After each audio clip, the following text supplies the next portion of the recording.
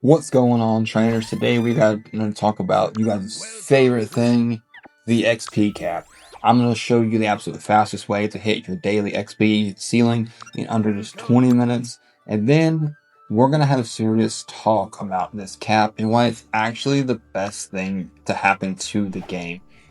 Even though I know that's sure that's hard for you guys to believe. I'm Critical Kardmi. Let's get into it.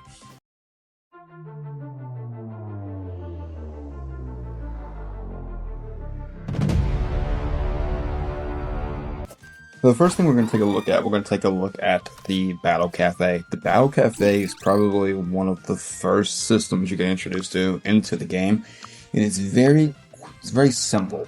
Now, admittedly, there are some drinks and foods that I haven't really spent a whole lot of time focusing on. Normally, the only two that I've focused on have been the skill waffles as well as the actual like cakes and things like that to get me XP for my Kardmi. Yeah, for a while, you're going to kind of be stuck at the third tier that costs 45 energy and allows you to level up probably a couple levels for about 2 Kardmi a day once you hit kind of mid-game.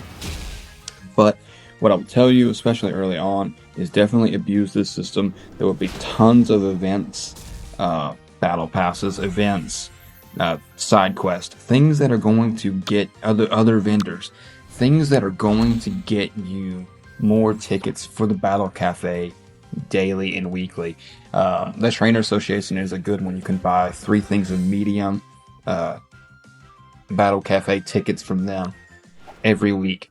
Additionally, you can also buy, I think it's like 2 or 3 as well from the Guild Lounge. Don't quote me on that. It may be more. They may have the medium-sized one and the large ones there, just because I'm in a guild, but I'm not really in it. So I don't really like mess with the Guild Lounge a whole lot.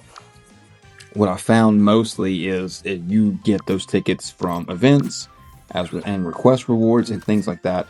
So definitely keep an eye out for those events and battle passes and take advantage of every chance you get to get more tickets. You also can use some of your star gems. You can use your star gems up to 5 times.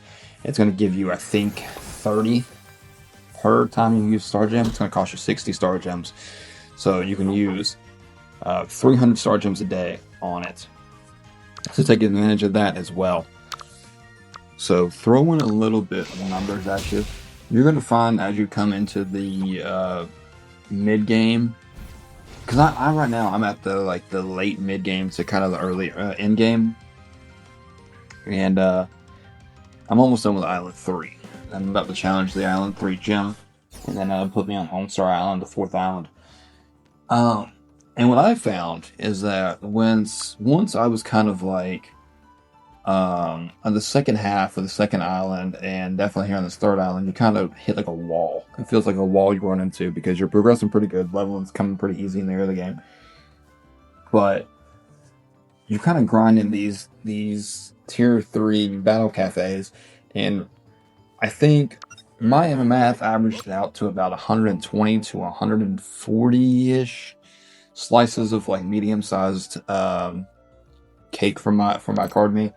And that typically what that would average out to is I would be able to level up probably 3 separate Kardmi about 3 levels a day. And that's not bad, but what I was missing and what would have helped me out immensely is the farm. So you look at these recipes here, you have the the medium, the large, the extra large. If you abuse this farm system, it will go by so much faster for you and you'll be able to level up so much quicker. And one feature that I'm going to mention to you guys that you absolutely need to take advantage of is the auto farm feature. This comes with the monthly card, so you will get 100 star gems daily as you log in, and you will also be able to auto farm and auto mine. Now, auto mining is not important for this video. Granted, it's another really good benefit that comes with it. We'll talk about it in a separate video, but auto farming is huge, guys. Like, I know some of you guys are saying, I don't want to spend money on this game, I don't want to spend money on the game. No, that's fine. You don't have to. And you can still progress, but it will be a little slower.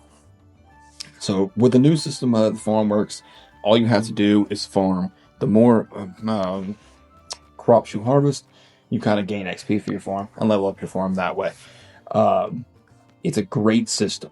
Take a look at the recipes that you want for the cakes that you're trying to make. I would advise against I would advise for the large at least, because that's going to get you about 11,000 per cake. Huge amount of XP.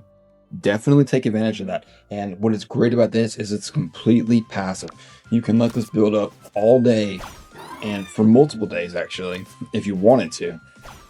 Then harvest it, and you will be able to level up a few more levels for a few more Kardmi a day, rather than being capped at like 3 levels for a couple Kardmi. It's huge in the long run, and once you really get your farm rolling, like mine's at level 20. Once you get it automated and you unlock all these plots, you get harvest tokens as well. And this allows you to buy much more seeds. It allows you to buy speed ups for the crops. It allows you to buy water buckets so that you can double the yield. And you pretty much have unlimited harvest tokens. It's a really great process to level quickly, especially if you find some lower levels that you want to try out. You can bring them up to par extremely fast that way. And just as a side note, I know since I mentioned leveling up lower levels, I am aware that there's a system that exists that will allow you to flip-flop levels of 2 selected Kardmi. You can take a high-level one and a low-level one you just caught, and you can flip the levels. I'm aware of that. But the way they did it now, and they added to that feature so that if you flip-flop a level of your Kardmi, all their efforts are reset, all their stats are reset. So all the items that you put on them to increase those stats are kind of reset. I'm kind of trying to avoid doing that. But yeah, the farm is an absolutely underrated way to level up, and it will increase your productivity tenfold, guys. I've take advantage of the farm. Now I want to get into the kind of a rant. I want to talk about the XP cap in the game and why it's a good thing. I've had people comment on my videos. I know the very first Kardmi video I did was why I think Kardmi is doing things better than Pokemon in 2026 with its innovation and things of that nature. And some of the comments that I had were, it's a bad game, or what I saw multiple times is the level system is trash. Like the XP system is trash. You should be able to level as much as you want in a day. There should be no XP cap. I completely disagree. I think the thing that I think most people kind of overlook, I don't want to say forget because I'm sure it's not forgotten, it's overlooked, is Kardmi is a free-to-play mobile game. And if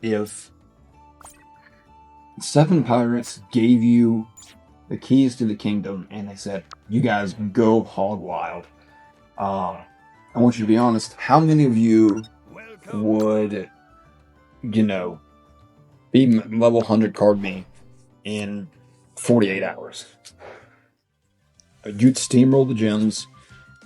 You'd be the first person, screaming, there's nothing left to do on Discord, because what that leads to is it leads to a lack of content. It leads to people screaming that the game's too easy, and it just kind of creates kind of a toxic community, in my opinion. I understand wanting to play a game and feel like you can't play a game, but I feel like there's a fine line, and there's value in a game that says, hey, we appreciate your time, which I think you've played enough today, you know what I'm saying? And additionally, it's not even just that. Like, there are plenty, in my opinion, of activities to do outside of leveling. You have the Black Paganda. You have the Battle Arena for multiplayer. You have fishing you could do. You got farming. You got mini games you could play. You don't have to just progress the story. You can shiny hunt. There are other things that you can do to entertain your time. And going back to it being free, right? I would rather play a game where I have to pace myself and make tactical decisions and play that game for years rather than install a game, beat a game in 3 days, and then be like, okay, well, now what's left to do? And that game, you never get any new substantial content, and go bankrupt within 6 months being out because no one is supporting the game. And going back to the monthly card, I strongly advise you guys buy the monthly card because it comes with great benefits, and more importantly, it supports the devs so that they can keep on making content that they love and that we love to play. Well, I'd love to know what you guys would think. Am I shill for 7 Pirates, or do you actually think there's some validity to what I'm saying here, in my opinion, on the current XP system that exists within the game? You guys let me know in the comments. Check out today's video, and then Friday we'll also launch a video basically comparing the game to Pokemon Masters and explaining why, in my opinion, that Kardmi is becoming the top monster collector on mobile. Thank you guys so much for watching, and I will catch you in the next one.